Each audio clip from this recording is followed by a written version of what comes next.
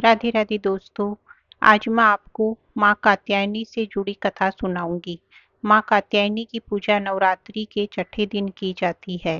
पुरानी कथाओं के अनुसार मैं ऋषि कात्यायन ने देवी की बहुत कठिन उपासना की और देवी से ये वरदान मांगा कि वो उनके घर पुत्री के रूप में जन्म ले। देवी माँ कात्यायन ऋषि की पूजा उपासना से अत्यंत प्रसन्न हुई और उनके घर में पुत्री के रूप में अवतरित हुई।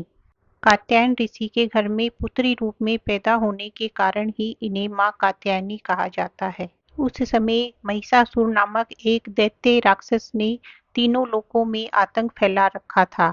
देवता और मनुष्य सभी उसके अत्याचारों से दुखी थे। महिषासुर को ये वरदान था कि एक स्त्री ही उसे मृत्यु दे सकती है, इसके अलावा कोई उसे पराजित नहीं कर सकता था। इसलिए उसने तीनों लोकों में अपना आतंक फैला रखा था और इसी कारण मैं ऋषि कात्यायन ने देवी माँ को अपने यहाँ पुत्री रूप में अवतरित होने के लिए पूजा उपासना करके प्रसन्न किया था, ताकि वो महिषासुर का वध कर सके और तीनों लोगों को महिषासुर के आतंक से मुक्त कर सके। ब्रह्मा, विष्णु और महेश ने अपनी दिव्य ऊर्जा देवी कात्यायनी को प्रदान की।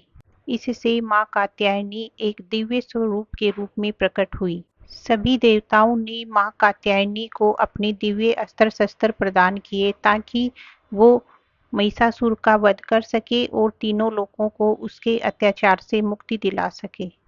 भगवान शिव ने देवी को अपना त्रिशूल भेंट किया और भगवान विष्णु ने देवी माँ को अपना सुदर्शन चक्र प्रदान किया।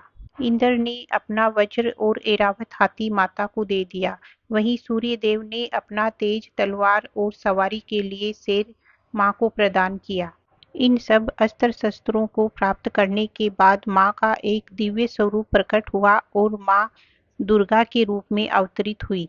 सभी देवताओं और ऋषि मुनियों ने माँ से प्रार्थना की कि वो अपने इस दिव्य स्वरूप से महिषासुर का वध करे और उनको उसके आतंक से मुक्त करे। तब माँ ने महिषासुर का वध करके तीनों लोगों को उसके आतंक से मुक्त किया। नवरात्रि के छठे दिन देवी के इस छठे स्वरूप माँ कात्यायनी का पूजन किया जाता है। इनकी उपासना और आराधना से भक्तों को बड़ी आसानी से धर्म, अर्थ, काम और मोक्ष की प्राप्ति हो जाती है। भक्तों के सारे रोग, शोक, संताप और भय नष्ट हो जाते हैं। माँ कात्यायनी का स्वरूप अत्यंत दिव्य और स्वर्ण के समान चमकीला है। वे दसों दिशाओं से अपने भक्तों की रक्षा करती है और उन्हें डर से मुक्त करती है।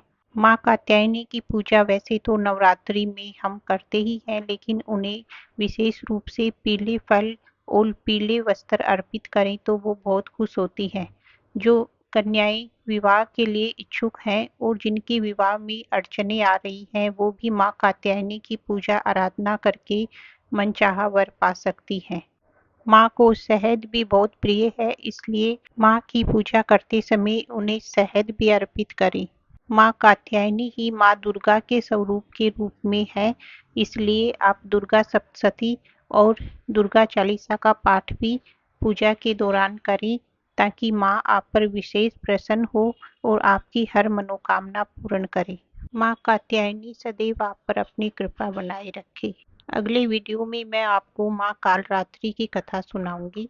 तब तक के लिए राधे राधे।